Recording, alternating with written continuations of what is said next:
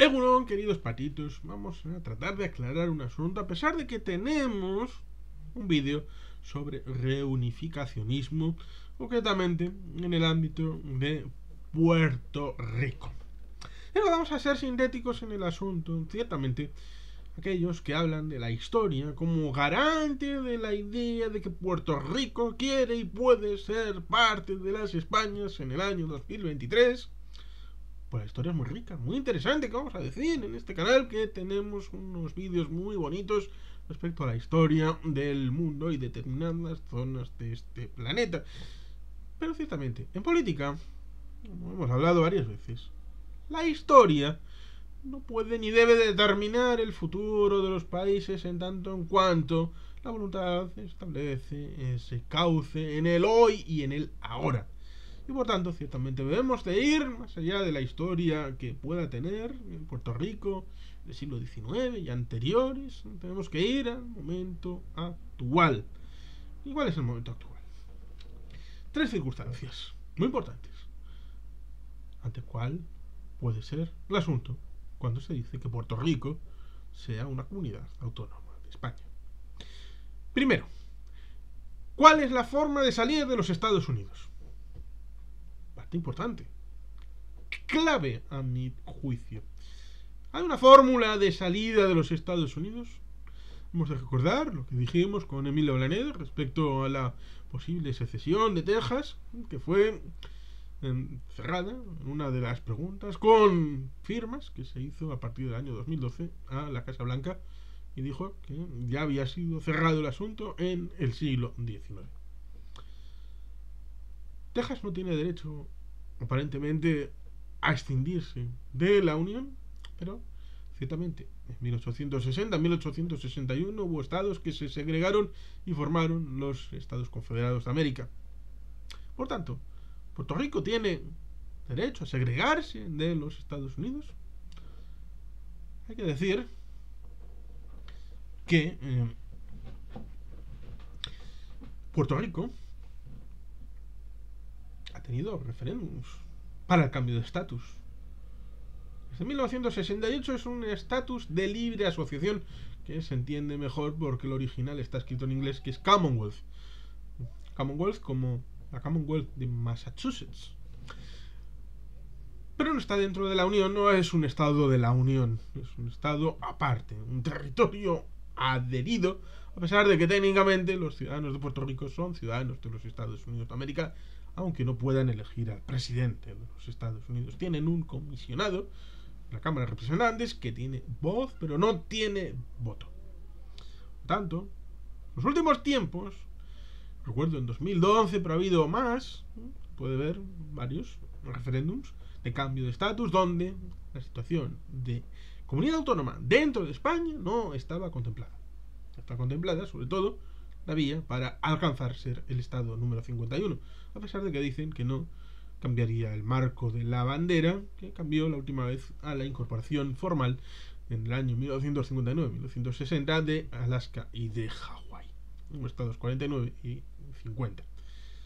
Cosa que cambia la versión de la bandera en varias películas de Segunda Guerra Mundial, donde se ve la bandera con 50 estrellas cuando es anacrónica, lo mismo que la última anterior vez, que fue en 1912 cuando se unió Arizona. Pero bueno, tenemos ahí un asunto interesante, pero que no viene a cuento. Pero el asunto está. Para poder hacer ese cambio hay que haber una vía de salida de los Estados Unidos. ¿Existe esa vía? Yo creo que no. ¿Puede existir? Yo creo que tampoco. Por tanto, ámbito de salida cerrado. Ámbito de Puerto Rico. Un ámbito interesante e importante. ¿Hay un movimiento crítico de autonomismo españolista en la isla? Diría que no. ¿Por qué? Primero, porque no tiene visibilidad más allá de algunas redes sociales, como por ejemplo en Facebook, en el ámbito de Twitter y algún vídeo en YouTube. Y no sé si en otras, en TikTok o en Twitch o en alguna otra red social puede haber ruido. Pero eso significa que haya una mayoría en Puerto Rico que piense que lo mejor es ser parte de España como una comunidad autónoma. Seguro que no hay una sola elección en Puerto Rico. Me refiero a que no hay solo una urna en todo el tiempo para votar, por ejemplo, a gobernador. Si no hay otras instancias, seguro a nivel municipal, conociendo los Estados Unidos, seguro también hay instancias de elección, por ejemplo, al sheriff, al fiscal del distrito, este tipo de cosas que suelen gustar en el ámbito anglosajón, meter a las urnas a diversos cargos institucionales a la hora de la elección. ¿Cuántos de estos cargos institucionales son reunificacionistas con España? ¿Cuántos? ¿Cuántos concejales, sheriffs, fiscales de distrito o cualquier puesto de elección en Puerto Rico está copado por reunificacionistas? Porque no se puede tener la idea de que no hay reunificacionistas en cargos públicos porque no hay libertad para que se diga y porque no hay libertad de expresión, no hay libertad de exposición de las ideas políticas de uno. Entonces estaríamos diciendo que Puerto Rico es parte de una dictadura y que los Estados Unidos es un estado totalitario donde no es posible expresar las ideas de uno. Lo cual contrastaría bastante con países como España, donde, a pesar de que no sea posible llegar al último término de determinadas ideas, es posible expresarlas a nivel público, incluso que haya partidos que defiendan determinadas ideas. ¿Es España un estado más libre que los Estados Unidos? Hay gente que lo pondría en duda en muchas tertulias. Por lo tanto, ahí tendríamos un asunto interesante. Por tanto, antes que hablar de la incorporación en un referéndum respecto a la posibilidad o no de salida o de ingreso posteriormente que veremos en España, en Puerto Rico, separado de Estados Unidos y que quiera ser comunidad autónoma, pues tendríamos que ver movimientos, como por ejemplo, seguro que esto les gustará muchísimo y habrá gente que pondrá el foco en esto, pero en 1898, el año de la guerra en Cuba, Filipinas, Puerto Rico, ¿sí? En ese año, un tal Sabino Arana fue candidato y ganó con 4.500 votos un puesto de 11 de la Diputación de Vizcaya. Y por tanto fue un cargo público después de que en el año 1895 el Partido Nacionalista Vasco se fuera fundado. El año anterior el Euskal Bachoquia y el año anterior el manifiesto de la Larrazabal. Pero lo importante es que ya en el comienzo del Partido Nacionalista Vasco tenía un cargo público que luego fue refrendado posteriormente con cargos en el Ayuntamiento de Bilbao y luego posteriormente el despliegue en las instituciones vascas, por ejemplo en 1917 con la Diputación de Vizcaya, prácticamente con todos los representantes institucionales. Y antes en la alcaldía de Bilbao, por ejemplo, en 1906. ¿Dónde está el equivalente de reunificaciones? ¿Qué sucede con muchos proyectos? Por ejemplo, ya sea en 1934, el Scottish National Party y muchos otros partidos que vienen a cambiar la situación de determinados territorios porque creen que están en una mala posición. ¿Dónde están los cargos públicos reunificacionistas en Puerto Rico? ¿Dónde está el debate público en Puerto Rico del reunificacionismo? ¿Cuál es la proyección del reunificacionismo en Puerto Rico? ¿Dónde está? Es la parte importante.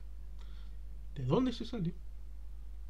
¿De cuál es el elemento magro de lo que se quiere obtener?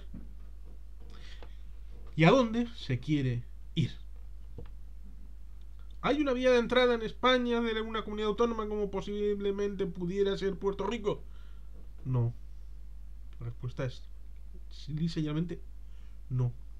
Habría que cambiar la Constitución. Y debo decir que cambiar la Constitución en España, más allá de cosas puntuales como fue por el tema de el sufragio pasivo en la Unión Europea derivado del Tratado de Maastricht, fue obligado. El agostazo de 2011, ¿no?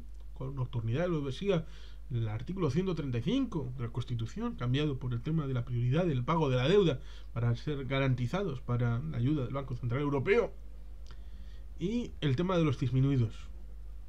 3. Cuando Francia ha hecho 60 modificaciones constitucionales, Alemania 50, Italia un montón. Y estamos hablando de que la Constitución de 1947, tanto de Italia como de Francia, son espejo en el que se miraron la Constitución española de 1978 y también la alemana, la Constitución Federal de la ley de Bonn del año 1949, y han sido cambiadas un montón de veces. La francesa, por ejemplo, con el cambio de modelo de la cuarta a la quinta república. España, como digo, del 78 en adelante ha habido 3 reformas constitucionales y la tercera está en trámite. Por tanto, ciertamente es complicado, sobre todo cuando se quisiera hacer algo de calado, porque hemos de recordar que se aprovecha hasta lo más mínimo, porque se hizo la situación de la ciudad autónoma pensando en Gibraltar. Pero luego acabaron incorporándose Ceuta y Melilla. Lo más lógico sería que Ceuta y Melilla fueran parte de la provincia de Cádiz y de Málaga. Pero es que el Tribunal Supremo, territorializado, el Tribunal Superior de Justicia de Andalucía y Ceuta y Melilla, incorpora la unidad en los territorios de Andalucía, Ceuta y Melilla. ¿Por qué no están dentro? Pues no, en 1995 hubo Ceuta, comunidad autónoma, a través de ser una ciudad autónoma, utilizando este esquema que venía dado fundamentalmente por Gibraltar, y en Melilla lo mismo. ¿Hay otra posibilidad? No. Incluso se quiso en tiempos de Zapatero cerrar el modelo autonómico poniendo explícitamente el nombre de las comunidades autónomas, lo cual es contraproducente con la disposición transitoria cuarta de la Constitución, que permite la posibilidad de la unificación de los territorios del País Vasco y de Navarra. Por tanto, ciertamente, habría que cambiar la Constitución de España para permitir la incorporación de un hipotético territorio autónomo llamado Puerto Rico. Por tanto, la reflexión a propósito del asunto, pues evidentemente es triple. Primero, no hay vía de salida de Puerto Rico de los Estados Unidos. No existe. Es más fácil que se incorporen como el Estado 51. Y además, las vías en los referéndums del pasado parece que van en ese sentido. Segundo, no hay masa crítica dentro de Puerto Rico para cambiar el estatus en dirección a ser una comunidad autónoma de España, y no hay ningún cargo público, y si no, que me lo desmientan, que tiene ideas reunificacionistas. Y tercero, debería haber una vía de entrada al nuevo territorio donde quieren ser parte, como es el caso de España, como sería el ámbito de ser una comunidad autónoma dentro de España. Y eso no existe. Por tanto, si no existe la salida, masa crítica y llegada, es imposible, a pesar de que se haga la referencia histórica a la autonomía de 1897, al Tratado de París, a que legalmente no es justificable el ámbito del tratado de venta a los Estados Unidos y porque eso es ilegal ante el derecho internacional, bla bla bla bla bla. Ya bueno, les quiero recordar que el acuerdo de Madrid tripartito entre Mauritania, Marruecos y España de 1976 es nulo de pleno derecho internacional, y que de jure la potencia ocupante del Sáhara sigue siendo España ante el Comité de Descolonización de la ONU. Eso no es óbice para que en el ámbito de la realidad verdadera del territorio, Marruecos ocupa de facto el Sáhara Occidental, y eso significa que aunque haya habido movimientos desde el año 91, el tema de la MINURSO, el plan Baker o lo que quieran, Marruecos sigue ocupando el territorio y el tiempo está a su favor. Por tanto, ciertamente, seamos honestos, transparentes y razonables. La situación es la que es, y para cambiarlo debería de haber algo de visibilidad y algo de puesta en el frontispicio de la verdad cuál es la realidad del asunto. Y hay algo añadido, algo muy importante, y es que en España, aquellos que hacen defensa del reunificacionismo, no voy a decir quiénes hacen defensa allí en Puerto Rico, porque lo desconozco, a pesar de que haya tenido contacto a través de redes sociales, no de forma conocida por estas personas, pero he leído argumentos, posiciones de esta situación del reunificacionismo, he visto algún vídeo. No voy a juzgar cuál es la posición de los de allí, ni en qué instrumento o mentalidad o cómo lo hacen, pero en el ámbito de España quieren algunos de los que alientan el reunificacionismo, utilizar a Puerto Rico para echar algo en cara contra los catalanes y vascos. Lo cual es alucinante e increíble por la diglosia y la forma esquizofrénica que tiene de plantearse. En el fondo, ¿por qué? Porque si algo ha sido una constante en Puerto Rico, sobre todo ligado con los huracanes, el ámbito eléctrico, el ámbito de la economía, el ámbito fiscal, es que ha sido una dejación de los Estados Unidos de haber tenido una implicación real y firme en el compromiso con Puerto Rico, a pesar de que sea un territorio, una sociedad más desarrollada que el entorno, ya sea la propia Haití, que es desastrosa, sobre todo con los diversos terremotos que ha habido. Por supuesto también República Dominicana, que es un territorio más o menos razonable en su estructura económica, democrática. Por supuesto Cuba, que es una dictadura totalitaria. Y por supuesto otras menores, ya sea Jamaica. Puerto Rico pues es, digamos que la primus inter pares, sobre todo en la pertenencia de Estados Unidos, de aquella manera, con Estado Libre Asociado, Commonwealth. Pero ha dejado de lado, en muchos casos, y olvidado poder federal, y por eso se tiene la idea de que si fuera un estado entonces habría un tratamiento diferenciado. Pero desde el lado español deberían de reflexionar y exponerlo claramente, porque si Puerto Rico lo que quiere es más autonomía pero con compromiso con Estados Unidos, es decir, que se cumpla la ley pero con lealtad recíproca, en el ámbito español, especialmente eso es lo que pasa, en que a veces se exige lealtad al País Vasco, a Cataluña, pero sin cumplir la ley. Eso pasa con el Estatuto de Autonomía y con muchas leyes de bases que se hacen en el ámbito de Madrid para irradiar sus efectos a toda España cuando esa competencia es exclusiva de la comunidad autónoma. Por tanto, ciertamente, ¿cómo se puede plantear siquiera el hecho de poner encima de la mesa la idea de venid Puerto Rico, o cuando se dice liberismo de Portugal, venid a las Españas, que somos diversos, pero jacobinos, centralistas, porque queremos que entre Puerto Rico para que estos separatistas se jodan y se fastidien y se acaben volviendo más españoles que el caballo de Espartero. Y dice, fantástico. Quiero algo para ir en esa dirección, pero yendo en aquella otra dirección. Quiero darle autonomía a Puerto Rico para negársela a los vascos y los catalanes. Quiero hacer un estado centralista incorporando a Puerto Rico. Es lo mismo que se plantean cuando establece Moldavia respecto a la idea de que se reunifique con Rumanía. ¿Cómo puede Rumanía ofrecer un proyecto federal a Moldavia cuando tiene el problema Seckler dentro de sí? Es un estado unitario. ¿Qué credibilidad tiene de momento Irlanda respecto al norte cuando internamente es un estado bastante unitario? A pesar de que las normativas internacionales como el tratado del domingo, de Viernes Santo, no, es de Stormont, no el del domingo, dice que en caso de partir hacia Irlanda, hacia el norte, hacia el sur, la autonomía sería respetada. Es decir, que no haya cambio de estatutos. Pero eso, ¿cómo casa en un estado unitario como es Irlanda? ¿Cómo puede casar esa idea de que Puerto Rico pueda entrar en una España que, por ejemplo, Vox, por poner un partido, quiere centralista, jacobina y uniforme, lo cual es contrario al espíritu que estaba antes de la Constitución de Cádiz, cuyo centralismo unitario jacobino afrancesado, sí afrancesado, antiforal y antiespañol, como dice mi amigo Ullate Favo en su libro Españoles que no pudieron serlo, permitió, impulsó y avaló las independencias del siglo XIX. Por lo tanto, ahí tenemos una diglosia, un enfrentamiento doctrinal importante. Y por tanto, resumo. No tenemos vía de salida de Puerto Rico de Estados Unidos. No hay una masa crítica en Puerto Rico y no hay una forma de entrada de Puerto Rico en España. Y además, debería de ser para construir una España plural, multicultural,